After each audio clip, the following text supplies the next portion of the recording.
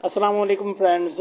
आज हमारी जो पहली रिएक्शन वीडियो है वो है जनाब आफ्ताब इकबाल साहब के एक प्रोग्राम ऊपर, जिसमें वो इन जो कास्ट हैं पाकिस्तान में, जो मुख्तलिफ पंजाब के इलाके में जो कास्ट पाई जाती हैं, जिसमें अराई बरादरी होगी, गुजर बरादरी होगी, मैर बरादरी होगी, और इसके अलावा एक मीठी सी प्यारी सी कौम है, बहुत ही ज़्यादा नफीस हैं।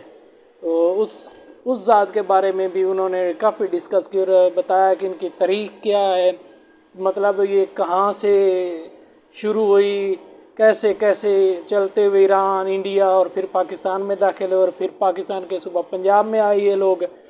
तो ये सारी जो तरीक़े ये हम आपको आफ्ताब इकबाल साहब की ज़बानी सुनाते हैं, क्योंकि आप सब लोगों को इंतज़ार है कि जो भी बात हो हम आफ्ताब इकबाल साहब की ज़बान से ही सुनें।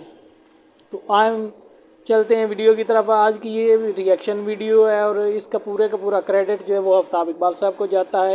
ये उन्हीं की वीडियो और इसके ऊपर हम अपना रिएक्शन देंगे और आपको बताएंगे कि आपकी कास्ट कहाँ कैसे और चली और कहाँ कहाँ से होती हुई पाकिस्तान में आई। बहुत दिलचस्प वीडियो है, स्टे विद अस। अराई के बारे में दो मुख्तलिफ नजरियात हैं। एक तो ये कि अर्राई लफ्ज, अराई कोई लफ्ज नहीं है, अर्राई। अच्छा जी। राई अर्राई ये चरवाहे को बोलते हैं और ये मदीना मुनव्वरा के आसपास वाह। आबाद ये ट्राइब था। यहाँ से कुछ लोग शिफ्ट हो गए नकल मकानी करके दरिया फुरात के किनारे जा आबाद हुए। इसको फुरात कहते हैं, फरात नहीं। अक्सरियत फरात कहती है, जी जी, बहुत से दिजला फरात बिल्कुल। और दिजला है ये दिजला फुरात। दिजला भी गलत है, असातिज़ा ने भी दजला और फरात बांधा, ऐसा ही है। लेकिन अगेन ये गलतुल आम हो चुका है, ये गलतुल अवाम वाली बात नहीं है। आप फरात कहेंगे तो इट इज ओके, दिजला की बजाय दजला कहेंगे तब भी ओके है। अच्छा जी, तो ये वहां पे आबाद हो गए, फिर इनकी आगे औलाद इसी काम में रहे, फिर आगे इन्होंने सिपाहगरी भी की। तो मोहम्मद बिन कासिम के साथ एक दस्ता इंडिया आया था पहली दफा, ये वही लोग थे। और दूसरा इंडिया से है पाकिस्तान। अली असगर चौधरी साहब ने अपनी किताब में डिटेल लिखी है। ये दूसरा नजरिया। दमिश्क में एक बस्ती है अरीहा, और जिसे एरिया भी कहते हैं, विच इज रॉन्ग, लेकिन अरीहा।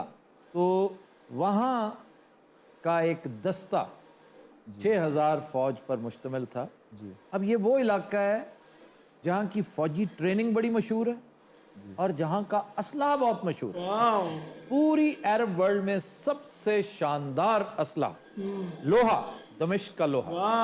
हत्ता के दमिश्क का जो लोहा है वो आज भी अगर आप देखें तो इसके अंदर एक शेड है खास। दमिश्क की जो तलवारें हैं वो बहुत ज्यादा चमकीली नहीं है जिस तरह आम स्टील होता है, उसके ऊपर दाग हैं, लेकिन वो इंतहाई हार्ड और बहुत शार्प होता है, उसे कहते हैं दमिश्क। अच्छा जी, फिर है महर। महर जी। महर आम तौर पे गुज्जर्स अपने साथ लगा। अब महर का मतलब क्या है?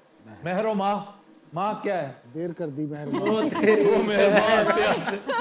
ये महरो माह, महर कहते हैं चांद, सूरज को माह कहते हैं चांद। तो ये सरदार को भी महर कहते हैं। वो क्यों कहते हैं? इसलिए कि जो महर परस्त थे, सूरज की पूजा करते थे, जी जी। आतिश परस्ती भी थी, सूरज परस्ती भी थी, तो वो महर परस्त कहलाते थे ना।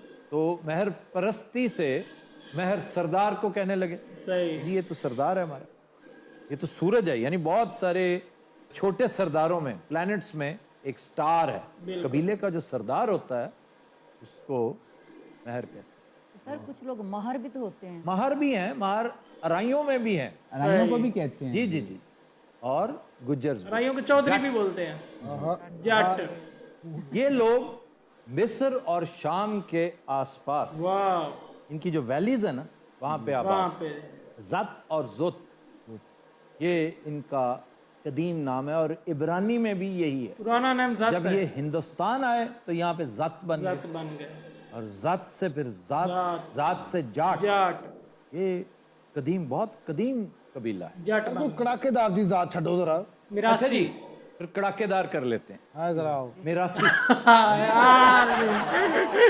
ये बड़ी कड़ाकेदार है, ये मीरास से है। और मीरास भी वो जो इनके पुरखों की आदत थी कि बताते नहीं थे। वाह, ये कब्र में साथ ले जाते थे, सिर्फ अपने बच्चों को बताना है, क्यों भाई? मीरास घर से बाहर ना निकले। ये कहते, ये तो अताई है, इनको क्यों बता रहे हो?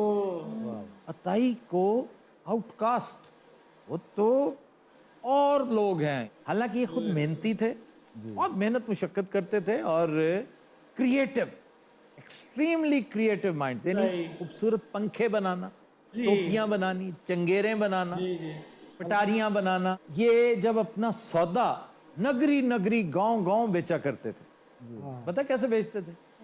आवाज लगाकर गाने गाते। ये खुद पोइट्री बनाते और खुद ही फिर तान लगाते थे। यानी पक्के लहराते बने। तेरी वाह वाह वाह, ਇਹਦੇ ਦਾਦਾ ਬੂ ਕੰਮ ਕਰ कमाल है भाई। तो ये वजह है कि इनकी गायकी किस तरह इतनी मशहूर हुई, अट्रैक्ट करते थे। अट्रैक्ट करते थे। ये बदुओं में एक कबीला है जो गा गा कर अपना माल बेचा करता था, सौदेस। आज उनकी किरात देखें कितनी शानदार है। तो ये लोग आवाजें लगाकर, एक तो, और ये जो वेलकम बैक फ्रेंड्स। तो ये थी आज की हमारी रिएक्शन वीडियो ज़ातों के ऊपर, और यकीन माने हमें नहीं पता था कि इसमें इतनी ज़्यादा ज़ात ये बताएंगे, 2 से 3 से 4 ज़ात की तारीख बता देंगे। हमने सिर्फ इसकी हेडलाइन पढ़ी थी और उसके ऊपर यही लिखा था कि अराई बरादरी की तारीख। तो हमने आपके लिए, हमने सोचा था कि ये वीडियो छोटी होगी, लेकिन जब उन्होंने आगे से गुज्जर कौम का तज़किरा किया, मैर का, मार का, और फिर क्यूट सी कौम का तज़किरा जब किया, तो हमारा भी दिल चाहा कि हम जो है ना अराई बरादरी के साथ साथ दूसरे लोगों को भी उनकी ज़ात के बारे में बताएं। बहुत कमाल की वीडियो रहती है आफ्ताब इकबाल साहब की, और बहुत ज़्यादा मज़ा आया ये जानकर कि ये जो ज़ातें हैं 3 से 4, ये मेहनती इसलिए ज़्यादा हैं क्योंकि ये अरब वर्ड से आई हैं। तो जो भी अरबिक जितने भी लोग थे वो बहुत ज़्यादा मेहनती थे, क्योंकि वहाँ पर ज़्यादातर इलाका जो है पथरीला पहाड़ी है, और सबसे ज़्यादा इलाका जो है वो रेगिस्तान है, डेज़र्ट है। तो जो डेज़र्ट या पथरीले इलाके के लोग होते हैं वो आम मैदानी इलाके के लोगों की निस्बत बहुत ज़्यादा सख्त और मेहनती होते हैं। तो और बाकी ये बात रहेगी, ये जो मीर आलम कौम है, हम इसको विरासी नहीं बोलेंगे, मीर आलम बोलेंगे, ये मिराज से निकला। ये लोग अपनी जो चीज़ है, अपना जो हुनर है, वो सिर्फ अपने बच्चों को देते हैं, अपने बच्चों को सिखाते हैं।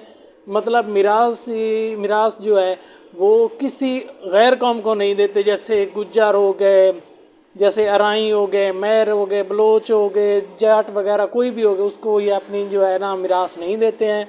सिर्फ उसी को देते हैं जो इनकी ज़ात से तल्लुक़ रखता हो या जो इनके बच्चों में से हो।